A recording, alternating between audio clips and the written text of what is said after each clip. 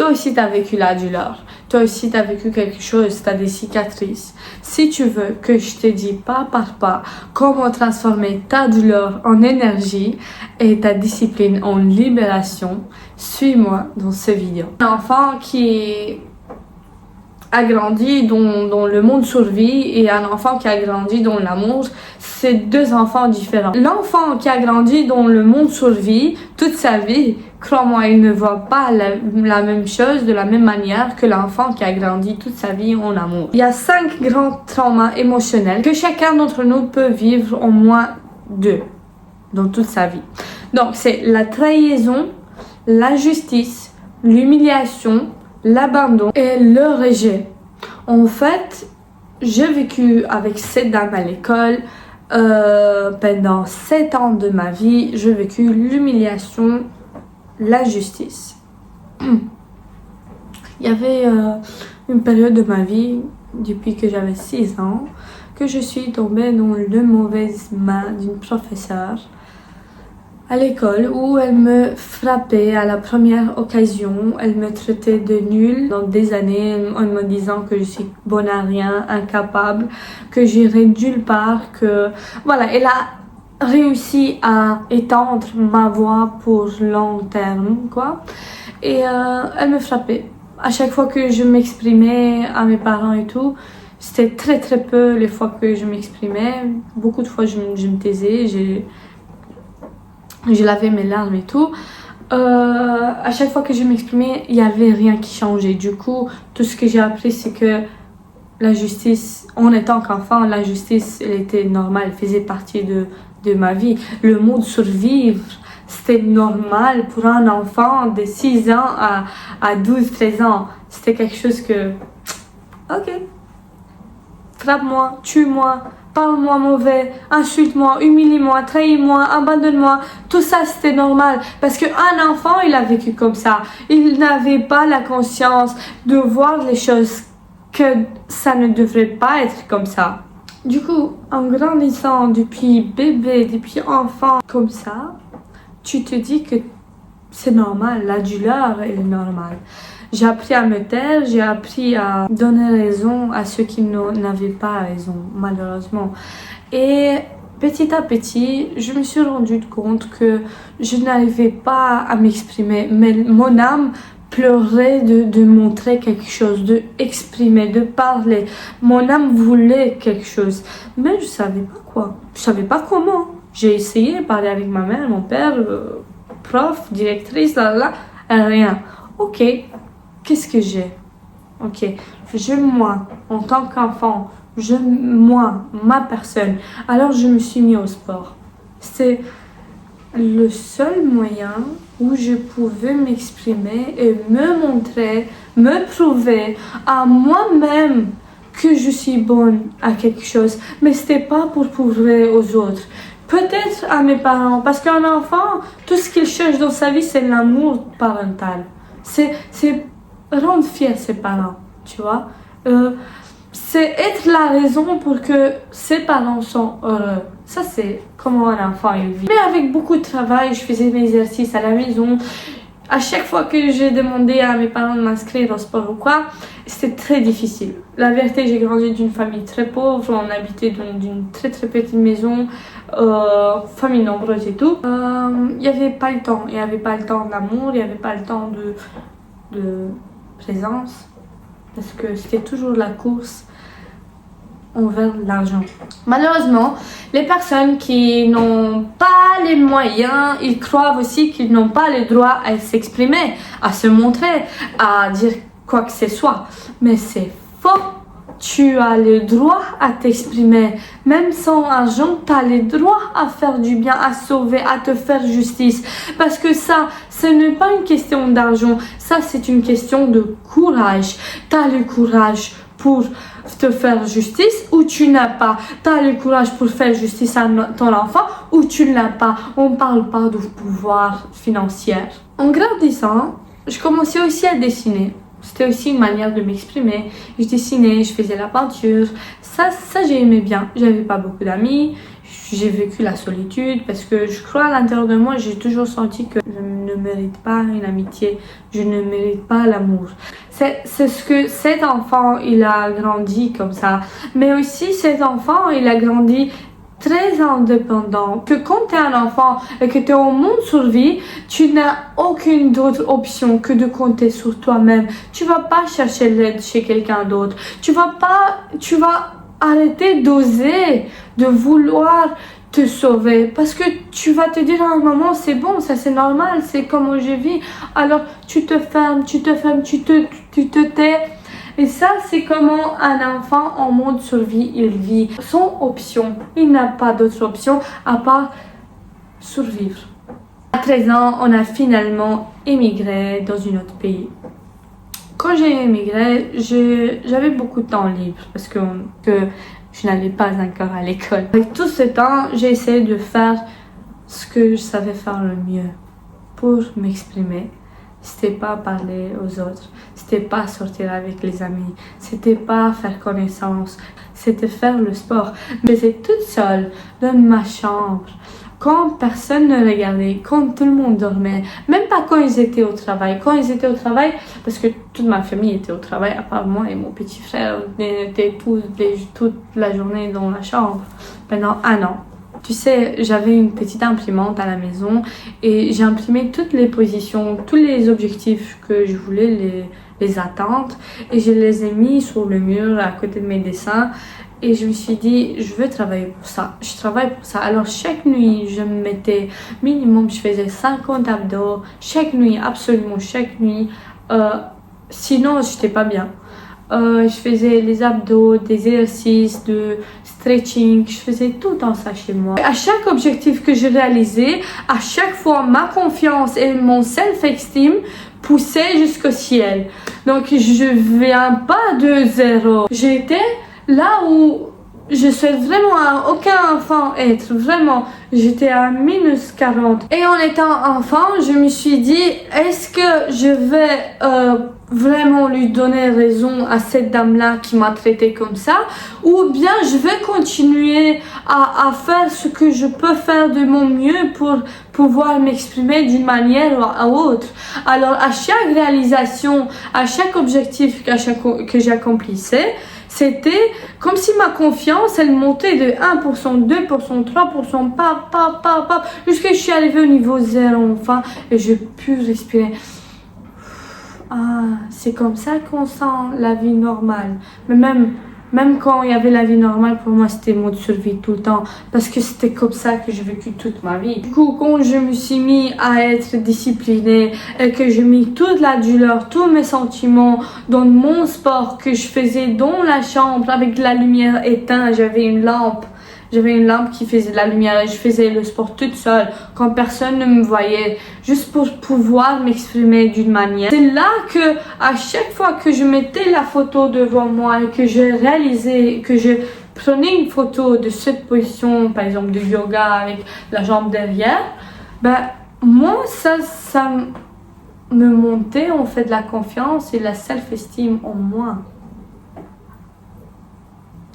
C'est pour ça que je te dis, avec la discipline, tu vas arriver à te libérer. Et au fur et à mesure, je suis atterrie dans une salle de boxe et j'ai pratiqué de manière très responsable et disciplinée la boxe. Et c'est comme ça que j'ai créé une nouvelle identité de moi, une nouvelle version qui est forte, un corps fort, un mental fort, une âme forte. C'est avec la confiance que je me suis mis brique par brique. Et du coup, oui, le sport, c'est plus que le sport. Mais faire le sport juste pour avoir du muscle, non. Faut faire, quand tu fais quelque chose, il faut faire pour que ça t'aide dans tous les 3. La règle de 3 que je pratique dans ma vie, c'est le corps. Est-ce que ça fait bien pour mon corps? Est-ce que ça fait bien pour mon âme? Est-ce que ça fait du bien pour mon mental? Et si ça aide dans tous les 3, c'est ce qu'il faut faire. Le succès, ce n'est pas de la chance. Le succès, c'est de la discipline constante. Répéter tous les jours. Et si tu veux plus, tu dois faire plus. Que ce soit le sport, que ce soit le business, que ce soit la musique, la danse ou autre chose, peu importe, communication, pour t'améliorer, tu dois le pratiquer. Et c'est comme ça que tu finis la plus forte version de toi-même. Rappelle-toi tous les jours, le lotus, il vient de la boue, mais il pousse vers la lumière. Et toi, c'est la même chose. Prends toute ta douleur et transforme-la, parce que tu vas jamais pouvoir le perdre. Ta douleur, tu la perds jamais.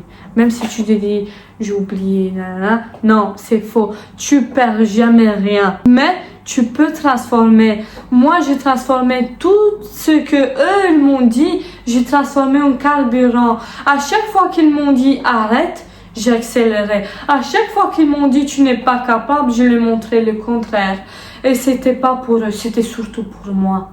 Et ne laisse jamais personne te dire de quoi tu es capable, de quoi tu n'es pas capable. Parce que eux-mêmes, ils sont pas là où toi tu veux être.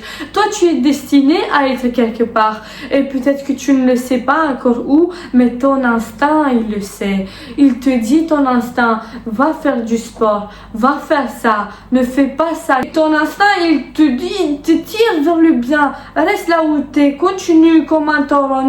N'aie pas des yeux ou des oreilles pour tous ceux qui disent au contraire à ce que tu veux réellement. Et tu veux réellement quelque chose au moment où tu le sens dans tes veines, dans ton sang, que ça bat fort dans ton cœur, tu sais que tu dois faire ce truc-là. Par exemple, un business. Tu sens que c'est ton idée, tu dois le faire. Chaque jour, il te rappelle, hello, travaille sur moi, hello, travaille sur moi. Et tu te dis, non, j'ai de meilleures choses à faire, non, je dois aller là-bas, non, je dois faire ça. Mais ton business, il est à l'intérieur de toi, il sait de quoi il parle. Parce que tu es destiné à le mettre au monde. Tu es destiné à mettre ce que tu as à l'intérieur, tes idées, au monde. Et si tu le fais pas, excusez-moi, fais de la place parce que quelqu'un d'autre va le faire. Mais personne n'aura ton énergie. Même si c'est la même idée que les autres ils ont, personne dans ce monde n'a ton énergie. Ça veut dire que si moi je fais ça, toi aussi tu peux faire exactement la même chose avec ton énergie et avoir ton succès à toi. Si je suis coach, les autres aussi peuvent être coach. Si y a cette fille-là que je l'apprécie beaucoup et que j'ai envie d'être comme elle, ben, je peux être comme elle. Parce que j'ai mon propre énergie à moi. Et elle a son propre énergie. Et lui, il a son propre énergie. On est tous différents. Et on peut faire des choses de la même manière, mais avec notre propre énergie. Et c'est ça qui va nous rendre authentiques. Et l'authenticité n'a pas de prix. L'authenticité, c'est quelque chose de hyper précieux, comme l'amour. Être authentique et faire les choses au nom du bien pour le bien. La conclusion, c'est prends toute ta douleur, prends tous tes sentiments, tout, n'oublie rien et transforme-les en quelque chose du bien. Transforme-les en puissance. Donc, ton armure, transforme ton armure avec ça. Waouh, une armure forte. Toi qui connais tes cicatrices, ton vécu, alors tu fais une armure de tout ça. Tu t'imagines, tu es inarrêtable. Personne ne peut t'arrêter, personne ne peut rien te dire ni te toucher parce qu'un esprit fort, un mental fort et un corps fort, c'est égal maître de soi. Personne ne peut te manipuler.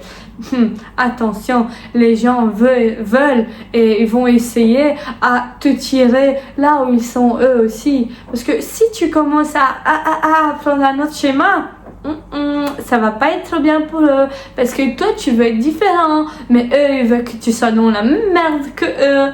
Tu comprends? Ça, c'est l'ego des gens. Et si je peux te dire un secret, c'est celui de ne fais pas confiance à tout le monde. Et surtout, apprends à lire les personnes pour ceux qui sont eux réellement. Pas pour ceux que toi tu veux voir. Les gens, ils te montrent exactement ceux qui sont pour de vrai. À chaque fois à chaque geste, à chaque expression, il te montre. Alors arrête de fermer tes yeux et croire et espérer que cette personne-là, elle est différente. Non, elle n'est pas différente. Et c'est comme ça. Tu dois avancer. Qu'elle vient avec toi ou pas, peu importe. Toi, tu continues, tu avances et c'est comme ça que tu arrives à ta destination. Et ta destination, c'est ton destin accompli. Alors, quelle honte de ne pas travailler dessus. Quelle honte de ne pas mettre au monde tes idées les plus précieuses. Vraiment, si je veux une chose de toi, c'est que tu commences à travailler sur tes objectifs, sur tes rêves et écouter ton instinct de manière disciplinée. Transforme ta douleur en énergie forte, en puissance. Donc le corps, l'âme et le mental, il faut vraiment que tu négliges aucun d'eux. Il faut que tu travailles sur tous les trois de manière disciplinée et dans ton domaine aussi. Si ton domaine c'est la pâtisserie, ok, tu vas commencer à apprendre sur la pâtisserie. Tu aimes ce que tu fais, donc tu donnes à ton âme ce que tu aimes. Et dans ton corps, donc fais attention aussi à donner à ton corps ce qu'il aime. Ce qui est bien et bon pour lui aussi, ok? Donc il faut vraiment pas négliger. Donc tu fais du sport, ça c'est vital. Tu apprends, ça c'est vital. Tu aimes, ça c'est vital. Ok? C'est des choses qu'il faut pas négliger. Ça sert à rien de faire juste du sport et négliger ton mental ou ton esprit. Ça sert à rien de faire de la pâtisserie et négliger l'âme et le corps, ok?